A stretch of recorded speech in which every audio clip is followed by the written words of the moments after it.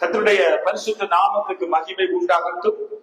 தேவ பிரசன்னத்திலே அமர்ந்திருக்கிற உங்களையும், நேரலைகளிலே இந்த நாளிலே கர்த்தருடைய செய்தியை கேட்கும்படியா வீடுகளிலே அமர்ந்து இந்த வார்த்தைகளை கேட்கிற உங்களையும் கர்த்தராகிய இயேசு கிறிஸ்துவின் நாமத்தினால் உங்களை வாழ்த்தி வரவேற்கிறோம். இந்த நாளிலே செய்திக்கு ஆதாரமாக நாம் திருப்பிக் கொள்ளுவோம். ரோமருக்கு எழுதின நிருபம் அதனுடைய முதல் அதிகாரம் 28வது வசனத்தை நாம் வாசிக்க கேட்போம். ரோமர் 1:28. வேதம் சொல்லுகிறது, தேவனை அறியும் அறிவை பற்றி கொண்டிருக்க அவர்களுக்கு மனதில்லாது இருந்தபடியினால் தகாதவைகளை செய்யும்படி தேவன் அவர்களை கேடான சிந்தைக்கு ஒப்பு கொடுத்தார். இந்த வசனம் சொல்லுகிறது, இன்றைக்கு கிறிஸ்துவை அறிந்து கொண்டவர்களாய் இருக்கலாம் அல்லது கிறிஸ்துவை அறியாதவர்களாய் இருக்கலாம். இன்றைக்கு என்ன அவர்களுக்கு மனதில பிரச்சனைனா, தேவனாய கர்த்தரை அறிவும் அறிவை பற்றி கொண்டிருக்க அவர்களுக்கு மனதில்லை. கிறிஸ்துவை அறிந்தவர்களும் கூட தான் ஆண்டவரை தேடுவார். எதற்காகனா, ஆண்டவரை தேடினா, அவரை பற்றி கொண்டிருந்தா அல்லது சபைக்கு போனா நமக்கு என்ன பலன்? இன்றைக்கு நாம் எல்லாருமே ஏதோ ஒரு எதிர்பார்ப்போட இன்றைக்கு நாம் தேவனை தேடுகிறவர்களாய் நாம் காணப்படுகிறோம். ஏதோ ஒரு காரியங்கள், ஏதோ ஒரு எதிர்பார்ப்பு. தேவ சமூகத்துல போய் அமர்ந்தால் அல்லது கர்த்தருடைய சமூகத்திலே போய் நாங்க சபைக்கு போனா எங்க வாழ்க்கையில அற்புதம் உண்டாகும், சுகம் கிடைக்கும், சமாதானம் உண்டாகும், ஏதோ ஒரு விடுதலை உண்டாகும், ஏதோ ஒரு கடன் பிரச்சனை மாறும், வியாதி மாறும். இப்படி பல காரியத்துல எதிர்பார்ப்போட தான் இன்றைக்கு அநேகர் கிறிஸ்துவை பின்பற்றுகிறதை நாம் கவனித்து பார்க்கலாம். அதனாலே நாம் எல்லாருடைய இருதயத்தில் இருக்கிற எதிர்பார்ப்பு போலவே பார்க்கிறோம். சீசர்களிடத்தில் இப்படிப்பட்ட ஒரு எதிர்பார்ப்பு காணப்பட்டது. வாசிக்கலாம். பேதுரு ஆண்டவரை பார்த்து கேட்கிற ஒரு காரியம். மத்தேயு எழுதின சுவிசேஷம் 19வது அதிகாரம் அதனுடைய 27வது வசனத்தை நாம் வாசிக்க கேட்போம்.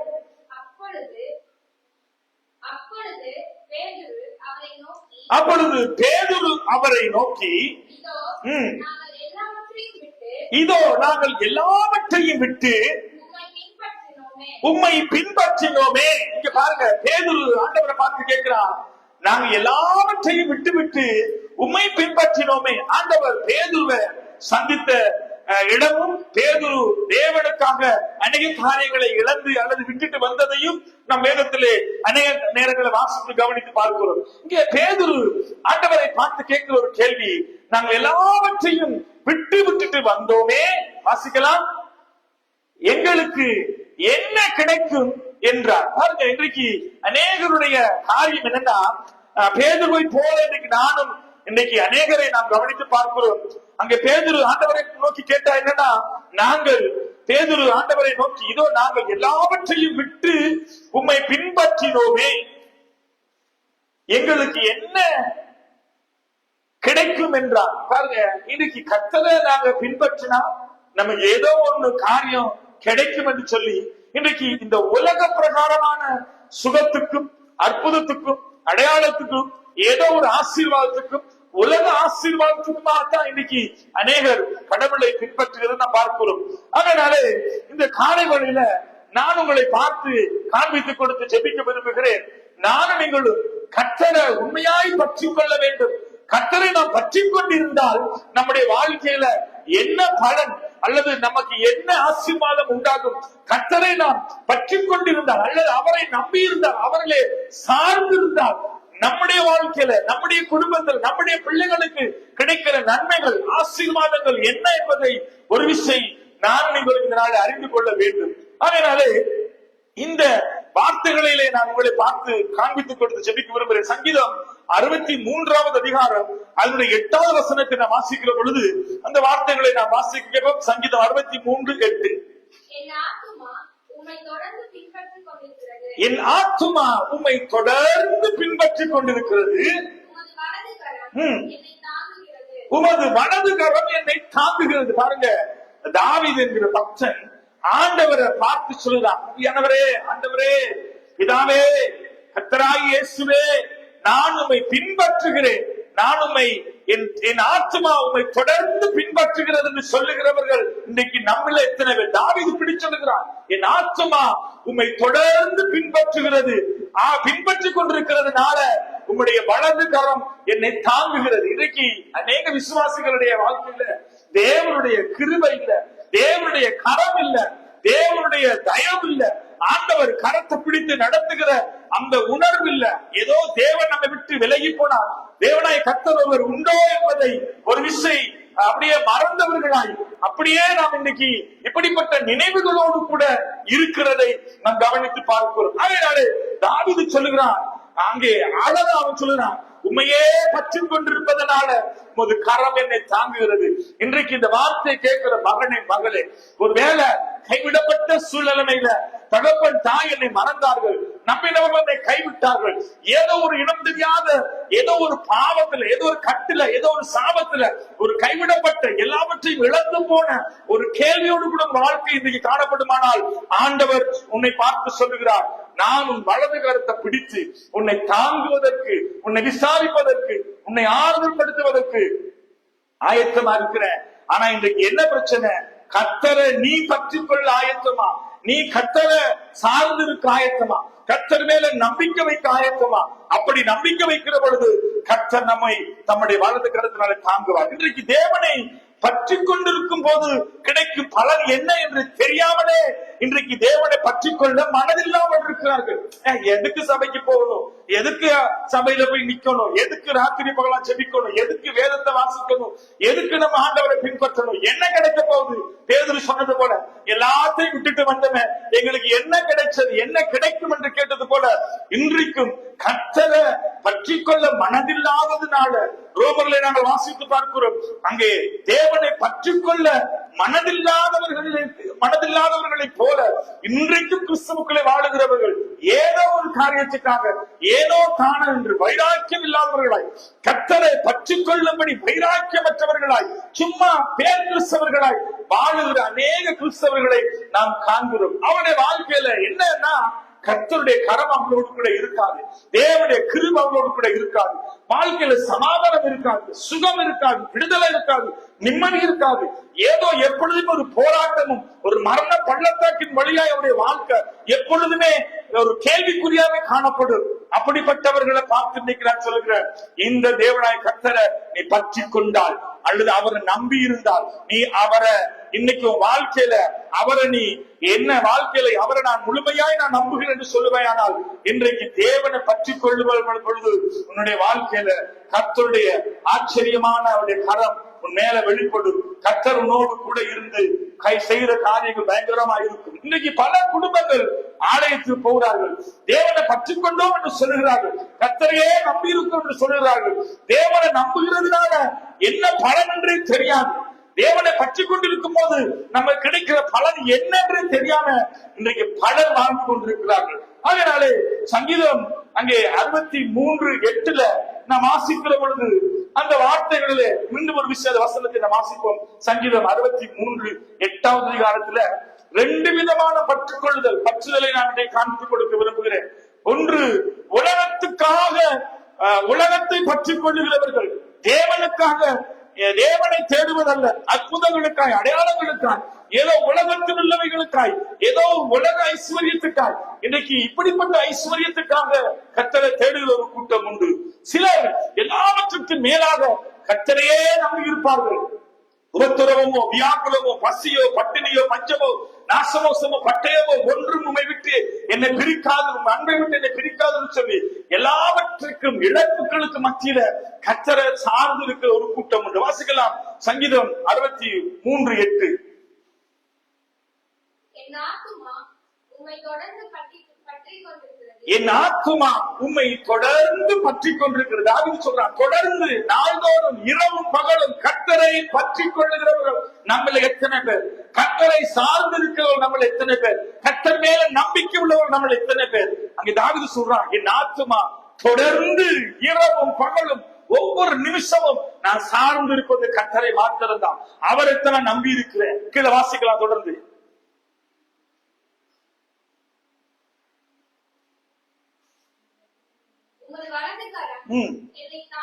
நீ கர்த்தரை நம்பி இருந்தா அவருடைய வலது கரம் உன்னை தாங்கும்.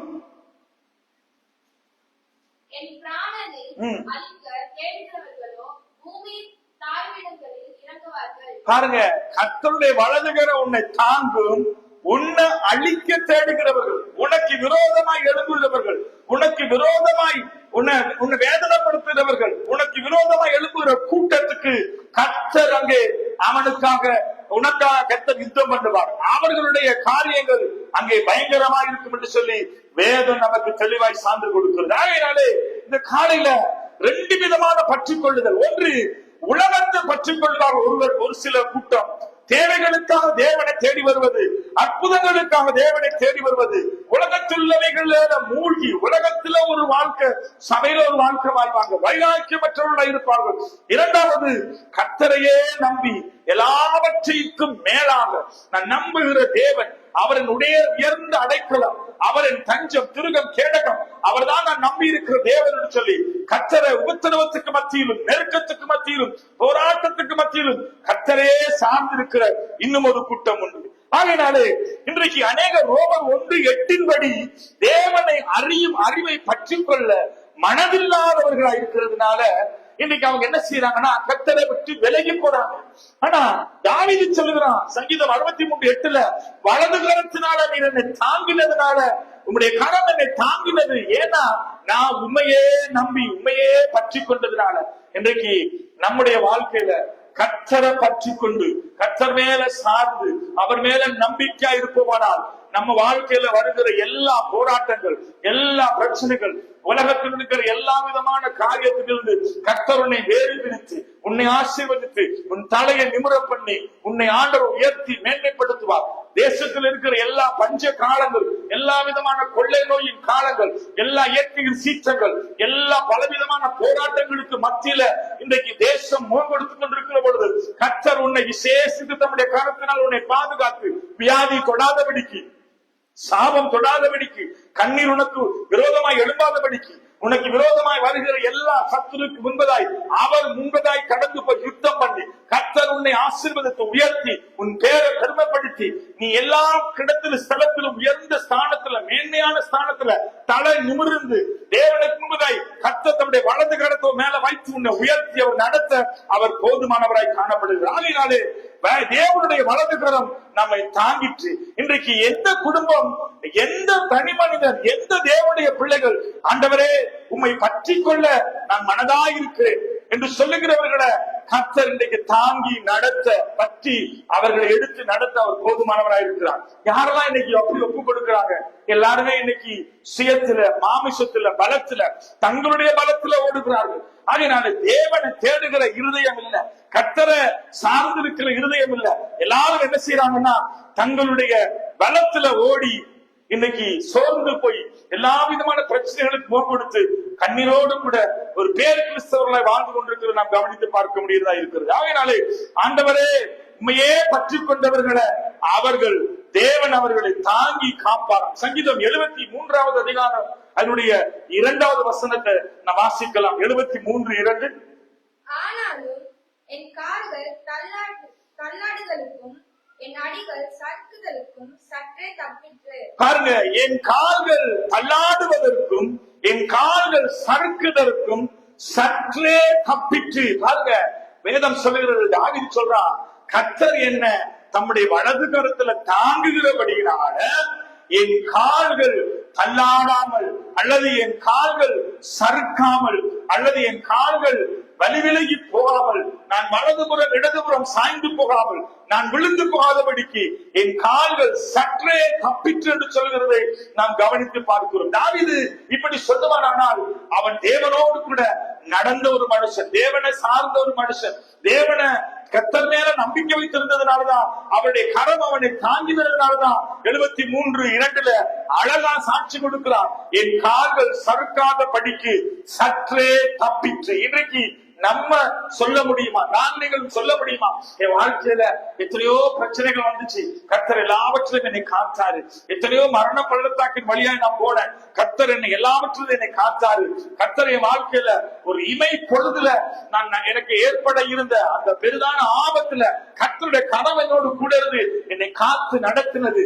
நம்பிக்கையற்ற சூழ்நிலைமையில கர்த்தர்ல சார்ந்து இருந்த, கர்த்தரை நான் நம்பி இருந்த அவர் என் நம்பிக்கையற்ற சூழ்நிலைமையில எனக்கு ஒரு நம்பிக்கையை கொடுத்தார் என்று சொல்லக்கூடியவர்கள் இன்றைக்கு நம்மள எத்தனை பேர்? தாவீது ஆண்டவர் மேல நம்பிக்கை வைத்திருந்ததுனால, சார்ந்திருந்ததுனால, கர்த்தரை அவன் தேடினதுனால வேதம் சொல்லுகிறது அவனுடைய கால் சறுக்காதபடிக்கு சற்றே தப்பிற்று. அதனாலே இன்றைக்கு தாவீது இப்படி சொல்வதற்கான காரணம் என்ன? அவன் இப்படி தப்பிக்கொள்வதற்கான காரணம் என்னன்னா, தாவீது இடத்துல கர்த்தருடைய கரம் அங்கு அவனுக்கு ஒரு தாங்கின புயமாய் அல்லது கர்த்தர் அவனை தாங்குகிற ஒரு தேவனாய் இருந்ததுனால அங்கே அப்படி சாட்சி கொடுக்கக்கூடியதாய் காணப்படுகிறது. அதனால இன்றைக்கு என்னை தாங்க காரணம் என்ன? ஆண்டவருடைய பிரசன்னத்துல இன்றைக்கு தாவீது கர்த்தர் தாவீதை அப்படி தாங்குவதற்கு என்ன காரணம்? வாசிக்கலாம். எசாயா தீர்க்கதரிசி புத்தகம் 26வது அதிகாரம் அதனுடைய 3வது வசனத்தை வாசிக்க கேட்போம். உம்மை உறுதியாய் பற்றிக்கொண்ட மனதை உடையவன், உம்மை உறுதியாய் பற்றிக்கொள்ள மனதை உடையவன், உம்மையே நம்பியிருக்கிறபடியால் நீரவனே பூரண சமாதானத்துடன் காத்துக் கொள்வீர். பாருங்க, கர்த்தர் கரத்தை நீட்டி நம்மளை தாங்கி ஏந்தி நடத்துவதற்கு காரணம் என்னன்னா, வேதம் சொல்லுகிறது, நாம யாரெல்லாம் கர்த்தரை உண்மையாய் பற்றிக்கொள்ள மனதை உடையவர்களாய் இருப்போமானால் வேதம் சொல்லுகிறது, அவர் நம்மை தம்முடைய பூரண சமாதானத்தினால காத்துக் கொள்ளுவாராம். இன்றைக்கு பல குடும்பத்துல இன்றைக்கு கர்த்தரையே உண்மையாய் பற்றிக்கொள்ள மனதில்லை. ஆகையினாலதான் சமாதானமே இல்லை. இன்றைக்கு கர்த்தர் கொடுக்கிற சமாதானம் எப்படின்னா, ஒரு 2 நாளைக்கு சமாதானம், 3வது நாள் ஒரே வீட்டுல பிரச்சனை, சண்டை, வாக்குவாதங்கள், இப்படிப்பட்ட பல காரியங்கள், இப்படிப்பட்ட காரியங்களை நாம் கவனித்து பார்க்கிறோம். ஆனா இது பூரண சமாதானம் கிடையாது. 2 நாளைக்கு சமாதானம் இருப்பாங்க கணவன் மனைவி, 3வது நாள் பெரிய யுத்தமே நடக்கும். 2 நாளைக்கு குடும்பத்துல சகோதரர்கள் சமாதானமா இருப்பாங்க, 3வது நாள் பயங்கரமான சண்டை வாக்குவாதமா இருக்கும். இது ஒரு பூரண சமாதானம் இல்லை. ஆனா கர்த்தருடைய வேதம் சொல்கிறது, கர்த்தரை நம்பி இருக்கிற ஒரு மனுஷனுடைய வாழ்க்கையில நம்மை உறுதியாய் பற்றிக்கொள்ள மனதை உடையவனாய் இருப்பானால் கர்த்தர் அவனை பூரண சமாதானத்தாய் காத்துக் கொள்ளுவாராம். இன்றைக்கு கிறிஸ்தவருடைய வாழ்க்கையில பூரண சமாதானம், ஒரு மனமகிழ்ச்சி, நிறைவான ஒரு சுகமான சமாதானமான மனமகிழ்ச்சியான வாழ்க்கை ஏன் இல்லைன்னா, கர்த்தரை பற்றிக்கொள்ள மனதில்லாததுனாலே. ஆகையினாலே இந்த காலையில ஆண்டவருடைய சமூகத்தில் இந்த வசனத்தை கேட்கிற உங்களை பார்த்து நான் கேட்கிறேன், தேவனை நீங்க பற்றிக்கொள்வீர்களானால் தேவனுடைய கரம் உங்களோடு இருக்கும். அவர் உங்களை தாங்கி ஏந்தி சுமந்து நடத்துவார். அவருடைய கரம் உங்களை சகல விதமான ஆபத்திலும் உங்களோடு கூட இருந்து உங்களை நடத்தும். அங்கே ஏசாயா 41வது அதிகாரம் 10வது வசனத்தை நான் வாசிக்கிற பொழுது அந்த வார்த்தைகள் சொல்லுகிறது, பயப்படாதே, நான் உனக்கு துணை நிற்கிறேன் என்று சொன்ன ஆண்டவர், என் நீதியின் வலது கரத்தினால் என்னை தாங்குவேன் என்று சொன்ன தேவன், நீ கர்த்தரை நம்பி இருந்தா, கர்த்தர்ல சார்ந்து இருந்தா, நீ கர்த்தரை தேடுகிற ஒரு மனுஷாய் காணப்படுவாயானால் கர்த்தர் உன்னோடு கூட இருந்து பெரிய காரியங்களை செய்வார். 2வதாக உபாகமம் 4வது அதிகாரம் அதனுடைய 3-4 வசனங்களை நாம் வாசிப்போம். உபாகமம் 4:3-4. ஆகார் பேரை நிமித்தால் கர்த்தர் செய்ததை உங்கள் கண்கள் கண்டிருக்கிறது. ஆகார் பேரை பின்பற்றின மனிதரை எல்லாம் உன் தேவனாகிய கர்த்தர் உன் நடுவில் இராதபடிக்கு அழித்து போட்டார். பாருங்க, ஆகார பற்றி இருந்தவர்கள் எல்லாரையும் தேவனாகிய கர்த்தர் அவர்களை வழியிலே அவர்களை அழித்து போட்டாராம். இங்கே பார்க்கிறோம், பாகாலை பற்றி கொண்ட பலர் அழிந்து போனார்கள். நீ கர்த்தரை பற்றி கொண்டபடினாலே உயிரோடு இருக்கிறாய். நான் வாசிக்கலாம், அதே உபாகமம் 4வது வசனம் வாசிக்கலாம். ஆனாலும் உங்கள் தேவனாகிய கர்த்தரை பற்றிக் கொண்ட நீங்கள் எல்லோரும் இந்த நாள் வரைக்கும் உயிரோடு இருக்கிறீர்கள். பாருங்க, பாகாலை பற்றி கொண்டவர்கள் எல்லாமே அழிந்து போனார்களாம். உன் தேவனாகிய கர்த்தரை பற்றி கொண்டவர்களாகிய நீங்க இன்றைக்கு ஜீவனோட உயிரோடு இருக்கிறீர்கள் சொல்லி அந்த வார்த்தைகள் நமக்கு சான்று கொடுக்கிறது. ஆகையாலே வாசிக்கலாம், உபாகமம் 30:20. கர்த்தர் உன் பிதாக்களாகிய ஆபிரகாமுக்கும் ஈசாக்குக்கும் யாக்கோபுக்கும் கொடுப்பேன் என்று அவர்களுக்கு ஆணையிட்டு கொடுத்த தேசத்திலே குடியிருக்கும்படி உன் தேவனாகிய கர்த்தரில் அன்பு கூர்ந்து அவர் சத்தத்திற்கு செவி கொடுத்து அவரை பற்றி கொள்வாயாக. உனக்கு ஜீவனும் தீர்க்காயுசுமானவர். கர்த்தரை நீ பற்றி கொள்ள மனதுடையவளாய் கர்த்தரை நீ பற்றி கொள்வாயானால் உன் குடும்பமும் பிள்ளைகள் கர்த்தரை சார்ந்து இருக்குமானால் ஆண்டவர் சொல்லுகிறாரு, நான் உன்னை ஆசீர்வதித்து நான் உன்னை அங்கே தேவனாகிய கர்த்தருடைய ஆசீர்வாதமான ஸ்தலத்துல நான் உன்னை நடத்துவேன். ஆனா இன்றைக்கு நம்ம யாருல நம்ம சார்ந்து இருக்கிறோம்? மனிதர்களையும் சுய லாபத்தையும் அங்கே நம்பினவர்கள் தான் அன்னைக்கு அழிக்கப்பட்டார்கள். பாகாலுடைய காரியங்களுக்குள்ளாக தங்களை நம்பிக்கையை வளர்த்துக் கொண்டார்கள். அவர்கள் எல்லாம் அழிந்து போனார்கள். நீ கர்த்தரை பற்றி கொண்டபடினாலே உயிரோட இருக்கிறாய். நீ இன்றைக்கு கர்த்தருடைய சமூகத்துல அவரை உண்மையாய் அன்பு கூர்ந்து உண்மையாய் சேவிப்பாயானால் கர்த்தர் உன்னை பாலும் தேனும் ஓடுகிற அந்த கானான் தேசத்துக்குள்ள, சமாதானத்துக்குள்ள, சுகத்துக்குள்ள, தெய்வீக அந்த விடுதலைக்குள்ள கர்த்தரை நடத்துவார். இன்றைக்கு ஒரு குடும்பமும் இன்னைக்கு கர்த்தரை பற்றி கொள்வதற்கு இன்னைக்கு மனதில்லாதனாலதான் பல பிரச்சனைகளிலே வாழ்ந்து கொண்டிருக்கிறார்கள். ஆகையினாலே இன்றைக்கு ஒரு குடும்பம் தெய்வன அல்லது தேவன கர்த்தரா இயேசு கிறிஸ்துவ பற்றி கொள்ளுதலின் அவசியம். ஏன் ஒரு மனுஷன் தேவனை பற்றி கொள்ள வேண்டும்னா அவனை பற்றி கொள்வார் என்று சொன்னது காரணம் என்னன்னா, கர்த்தரை பற்றிக்கொள், அவரே உனக்கு ஜீவனும் தீர்க்காயுசுமா இருக்கிறாரா. ஆண்டவரை பற்றி கொண்டால், அவரை நம்பினா நமக்கு என்ன லாபம்னா, ஆண்டவர் நம்மை பார்த்து சொல்கிறாரு. அங்கே 30:20 நம்ம வாசித்து பார்க்கலாம்.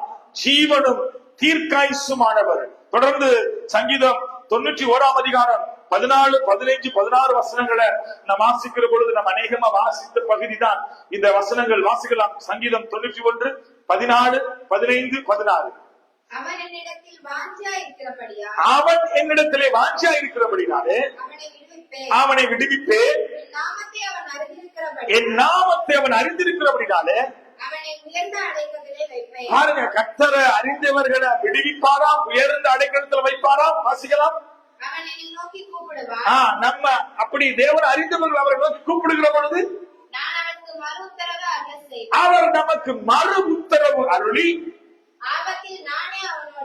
எல்லா ஆபத்துகளிலும் நானே அவனோடு கூட இருந்து அவனை தப்புவித்து அவனை கனப்படுத்தி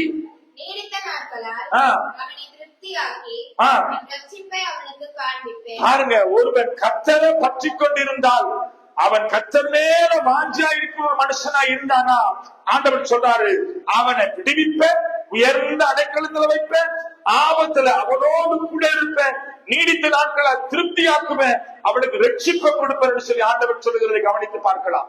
இன்றைக்கு நம்ம வாழ்க்கையில கர்த்தரை நாம நம்பாதனால அல்லது அவரை பற்றி கொள்ளாதனால அவர்களை சார்ந்து இருக்காததுனால இன்றைக்கு நாம் என்ன செய்யறோம்? விடுதலை இல்லாதவர்களாய் ஏதோ ஒரு விதத்துல கைவிடப்பட்டவர்களை போல எல்லா நேரங்களிலும் பலவிதமான ஆபத்தான சூழ்நிலையில அங்கே பார்க்கிறோம்.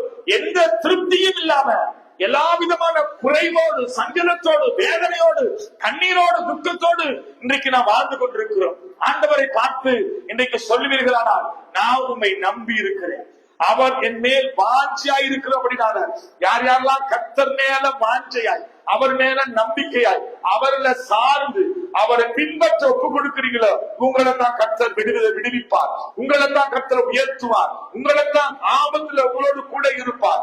ஆண்டவர் நீடித்த நாட்களை உங்களை போஷிப்பார், திருப்தியாக்குவார், குறைவில்லாமல் நிறைவாய் கர்த்தர் உங்களை உயர்த்துவார். ஆகினாலே நம்முடைய வாழ்க்கையில இன்றைக்கு நாம் கர்த்தரை சார்ந்து இருக்காதபடினாலதான் இத்தனை போராட்டங்கள், இத்தனை நெருக்கங்கள், இத்தனை பாடுகள். ஒவ்வொரு நாளும் பிசாசானவனுடைய போராட்டங்கள். கட்சிக்கிற சிங்கத்தை போல யாரை விழுங்கலாம் என்று சுற்றி வகை தேடி திரிகிறார். சிங்கத்தின் வாய்க்கு தப்புவிப்பவர் கர்த்தர். எல்லா விதமான கேட்டுக்கும், எல்லா விதமான சாபத்துக்கும், சஞ்சலத்துக்கும், வேதனைக்கும் நீக்கி தேவன் நம்மை சுகமாய் செலுத்திருக்க பண்ணுகிற தேவனை நம்மை நம்பாததுனாலதான் இன்றைக்கு நாம் என்ன செய்யறோம்? எல்லா காரியத்துக்கும் பயப்படுறோம், மனுஷனை கண்டு பயப்படுறோம், எல்லா காரியத்திலும் நம்முடைய எதிர்காலத்தை குறித்த பயம், பல விதமான நெருக்கத்துல நம்ம வாழ்ந்து கொண்டிருக்கிறோம். ஆகையினாலே இன்றைக்கு கர்த்தரை நம்ம சார்ந்து இருக்கும் பொழுது நமக்கு கிடைக்கிற ஆசீர்வாதங்கள் என்ன என்பதை குறித்து நாம் தொடர்ந்து தியானிக்கிறோம். வாசிக்கலாம். எபிரேயர் 3ஆம் அதிகாரம் அதனுடைய 6வது வசனத்தை வாசிக்க கேட்போம். கிறிஸ்துவோ அவருடைய வீட்டிற்கு மேற்பட்டவரான குமாரனான உண்மையுள்ளவருமாய் இருக்கிறார். நம்பிக்கையினாலே உண்டாகும் தைரியத்தையும் மேன்மை பாராட்டுதலையும் முடிவு பரியந்தம் உறுதியாய் பற்றி கொண்டிருப்போமாகில் நாமே அவருடைய வீடாய் இருப்போம். முடிவு பரியந்தம் அவரை உண்மையாய் பற்றி கொண்டிருப்போமாகில் நாமே அவருடைய வீடாய் இருப்போம். நீங்களே தேவனுடைய ஆலயம், கர்த்தர் உங்களுக்குள்ள வாசம் பண்ணுவார். நீங்க அவரை முடிவு பரியந்தம், சிலுவை பரியந்தம், அங்கே கிறிஸ்து நமக்காக தன் ஜீவனை கொடுத்தார். இன்னைக்கு நம்மள எத்தனை பேர் முடிவு பரியந்தம், மரணமானாலும் ஜீவனானாலும் சாவானாலும் ஒன்றும் எங்களை சேதப்படுத்தாது. காரணம் என்னவென்றால் நாங்கள் கர்த்தரை நம்பி இருக்கிறோம். முடிவு பரியந்தம் கர்த்தரை சார்ந்து இருக்கிறவருடைய வாழ்க்கையை ஆண்டவர் ஆசீர்வதித்து அவர் தம்முடைய வீடாய் நமக்குள்ள ஒரு வாசம் பண்ணுவதற்கு, நமக்குள்ள உலாவி நம்ம தேவனாய் இருப்ப நீங்கள் ஜனமாய் இருக்கிறீர்கள் சொன்ன பிரகாரம் நம்முடைய ஆலயமாகிய நம்முடைய வீட்டிலே அவர் குடியிருப்பார். தேவனாய் கர்த்தர் நமக்குள்ள குடியிருக்கும் பொழுது அல்லது நமக்குள்ள வாசம் பண்ணும் பொழுது நமக்கு விரோதமாய் எழும்புகிறவன் யார்? வேதம் சொல்லுகிறது. வாசிக்கலாம். யோவான் எழுதின சுவிசேஷம் 14வது அதிகாரம் 23வது வசனம். இயேசு அவனுக்கு பிரதியுத்தரமாக ஒருவன் என்னில் அன்பாய் இருந்தால் அவன் என் வசனத்தை கைக்கொள்ளுவான், அவனில் என் பிதா அன்பாய் இருப்பார். பாருங்க, நீங்க கர்த்தரை நேசிச்சீங்கன்னா, கர்த்தர் மேல அன்பா இருந்தீங்கன்னா, கர்த்தர்ல சார்ந்து இருந்தீங்கன்னா, வேதம் சொல்லுகிறது அவர் உங்களிடத்துல வாசம் பண்ணுவானா. கர்த்தர் உங்களிடத்துல இன்னைக்கு வாசம் பண்ணக்கூடிய அந்த சூழ்நிலைகள் உன் குடும்பத்துக்குள்ள இருக்கா? கர்த்தர் உன்னை, உன் பிள்ளையை, உன் குடும்பத்தை ஆசீர்வதித்து உன்னை காத்து உன்னை விடுவித்து ஆண்டவர் உயர்ந்த அடைக்கலத்துல வைக்கிறதற்கு, ஆபத்திலுடைய தப்பிப்பதற்கு, நீடித்த நாட்களை கர்த்தருடைய திருப்தியாக்குவதற்கு அவர் மேல அன்பா இருக்கிறோமா என்றுதான் இன்னைக்கு உங்களை பார்த்து நான் கேட்கிறேன். அவர் மேல நம்பிக்கை இருக்கிறோமா? அவர்களை சார்ந்து இருக்கிறோமா? இன்னைக்கு ஏனோ தானோடு சொல்லி ஒரு பேர் கிறிஸ்தவர்களாய் வாழுகிறதுனாலதான் தேவனுடைய அன்பை நம்மால உணர்ந்து கொள்ள முடியாது. ஆகையினால வேதம் சொல்லுகிறது அவர் வந்து நமக்குள்ள, நம்முடைய குடும்பத்துக்குள்ள, நம்முடைய பிள்ளைகளோட, நம்முடைய குடும்பத்துக்குள்ள அவர் வாசம் பண்ண ஆயத்தமா இருக்கிறார். அன்பு கூறுகிறவர்களுக்கு மத்தியில, அவரை நேசிக்கிறவர்களுக்கு மத்தியில அவர் வந்து உலாவி அவர்களோடு கூட வாசம் பண்ணுவார். வாசிக்கலாம். எபிரேயர் நிருபம் 3வது அதிகாரம் அதனுடைய 14வது வசனம். நாம் ஆரம்பத்திலே கொண்ட நம்பிக்கையை முடிவு பரியந்தம் உறுதியாய் பற்றிக் கொண்டிருந்தால் கிறிஸ்துவினிடத்துல பங்குள்ளவர்களாய் இருப்போம். ஆரம்பத்துல கிறிஸ்துவ மேல நீ வைத்திருந்த அந்த நம்பிக்கையை உறுதியாய் பற்றிக் கொண்டிருந்தால், ஆரம்பத்துல இருந்த அந்த விசுவாசம், அந்த நம்பிக்கை, தேவ பயம், கர்த்தருக்குள்ள இருந்த வைராக்கியம், தேவனை தேடுகிற உண்மை உள்ள இருதயம், கர்த்தருக்காக எதையாவது செய்ய வேண்டும் என்கிற அந்த அர்ப்பணிப்பு இன்னைக்கு கிறிஸ்தவர்களுக்கு மத்தியில இல்லாததுனால வேதம் சொல்லுகிறது அவரை ஆரம்பத்துல எப்படி அவரை விசுவாசித்து நம்பி இந்த சமூகத்துல வந்து அமர்ந்தாங்க, எப்படி அவரை ஏற்றுக்கொண்டாங்க, அந்த உறுதி அல்லது அந்த பற்றுதல் இன்றைக்கு நமக்குள்ள இல்லாததுனால இன்றைக்கு நாம் என்ன செய்யறோம்னா, இன்றைக்கு தேவனை விட்டு விலகி போனவங்களை காணப்படுகிறோம். ஆகையினாலே 3:14 திரும்பவும் ஒரு விஷயம் அந்த வசனத்தை வாசிப்போம். எபிரேயர் 3:14. நானும் நீங்களும் ஆரம்பத்துல அவர் மேல வைத்திருந்த நம்பிக்கையும் உறுதியும் கொண்ட நம்பிக்கையையும் பாருங்க. அதான் திரும்ப திரும்ப திரும்ப திரும்ப உங்களுக்கு நான் காண்பித்து கொடுக்கிறேன்.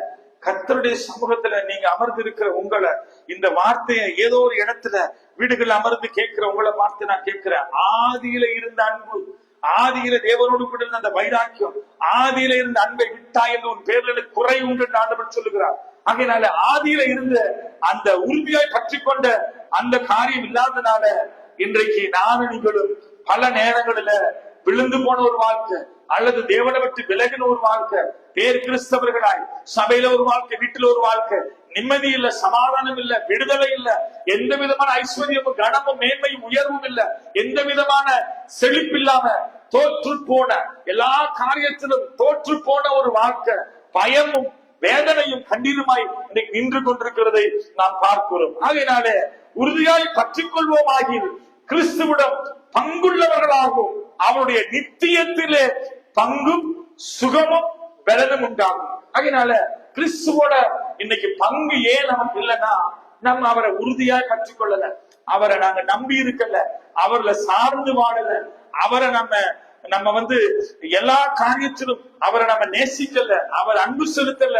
ஏதோ ஒரு பேருக்கு சும்மா நம்ம கிறிஸ்தவர்களா வாழுகிறதுனால நம்முடைய வாழ்க்கையில தேவனுடைய நிறைவான ஆசீர்வாதத்தை, நிறைவான சமாதானத்தை, அந்த மகிமையை நம்மளால உணர முடியாமல் அல்லது அதை நாம் அனுபவிக்க முடியாமல் இருக்கிறதை இந்த நாளில் நாம் உணர்ந்து கொள்ள வேண்டும். ஆகையினால நம்மை நாம் யோசித்து பார்ப்போம், சிரித்து பார்ப்போம்.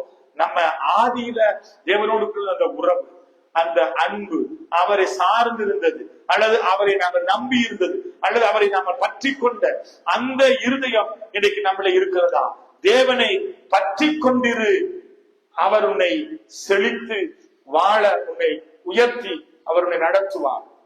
ரோமர் 1:28 படி தேவனை பற்றி கொள்ள மனதில்லாததினாலே அநேகர் இன்றைக்கு விழுந்து போய் தேவனை விட்டு விலகி தங்களுடைய வாழ்க்கையில தேவனுக்கு பிரியமில்லாத காரியங்களிலே அவர்கள் வாழ்ந்து கர்த்தரை விட்டு விலகி போனதுனால சமாதானத்தை இழந்து போனாங்க.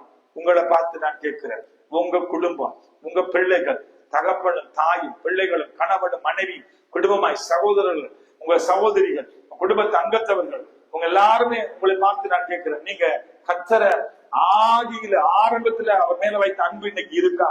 ஆரம்பத்துல இன்னைக்கு சபைக்கு வந்தவங்க எத்தனை பேர் இன்னைக்கு சபையில இல்ல? கர்த்தரை தேடி வந்தாங்க, ஏதோ ஒரு விடுதலைக்காக, சுகத்துக்காக, அற்புதத்துக்காக தேடி வந்தாங்க. ஆண்டவர் அதெல்லாம் செய்தாரு. நன்றியற்றவர்களாய் கர்த்தரை விட்டு பின்வாங்கி போனார்கள். ஆதியிலிருந்து அந்த தேவனுடைய அன்பை விட்டு விலகி போனார்கள். இன்றைக்கு குடும்பங்கள் சமாதானத்து சீர்குலைக்கப்பட்டு என்னை குடும்பத்துல வருகிற எத்தனை போராட்டங்கள், அவமானங்கள், பலவிதமான நெருக்கங்கள், நிந்தைகளுக்குள்ள வாழ்ந்து கொண்டிருக்கிறதை நான் அறிவேன். ஆகினாலே ஒருவேளை ஆதியிலிருந்து அன்பை விட்டாயா? ஆண்டவருடைய சமூகத்துல சோதித்துப்பார். கர்த்தர் உன்னை அழைத்தது ஒரு நோக்கத்தோட, ஒரு திட்டத்தோட, ஒரு விதமான தேவனுடைய ஒரு திட்டத்தோடு அழைத்தார். அதுல விட்டு விலகி போயிருப்பாயானால் ஆண்டவரை பார்த்து மனம் திரும்பு, ஆண்டவருடைய சமூகத்தில் ஒப்புக்கொண்டு தேவ பாதத்திலே வந்து அவருடைய பாதத்திலே விழுந்து உண்மை நான் கற்றுக்கொள்ள மனதாயிருக்கிறேன், உண்மையே நான் நம்பி இருக்கிறபடினால நீர் என்ன உயர்ந்த அடைக்கலத்துல வைக்கட்டு சொல்லி கர்த்தருக்கு உன்னை ஒப்புக்கொண்டு கர்த்தர் உன்னையும் உன் குடும்பத்தையும் உன் பிள்ளைகளையும் உன் சந்ததியையும் கர்த்தர் ஆசீர்வதித்து உன்னை உயர்த்தி உன்னை மேன்மைப்படுத்துவார். God bless you.